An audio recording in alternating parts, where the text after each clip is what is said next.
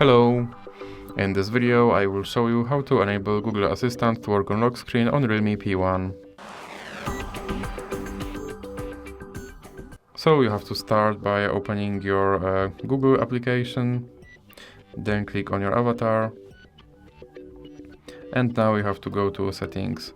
Then you have to scroll down and click on Google Assistant, and now click on voice match, and click here to enable Hey Google. Now we have to scroll down and click I agree, then scroll down and click I agree again, and click next. Then click on retrain voice match model. Hey Google, help me write a thank you note. Hey Google, what's the weather tomorrow? Okay Google, explain how a rainbow is formed. Okay Google, set a timer for 5 minutes.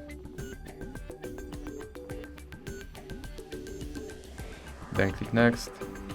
And now you can go back and click on lock screen. Then click yes I'm in and make sure that this first option stays on. And now let's go back and go back again and click on Gemini. And as you can see, my Gemini is enabled, so now let's check if my Google Assistant will work on lock screen. Okay Google. And as you can see, my Google Assistant works on lock screen. So that's it for this video.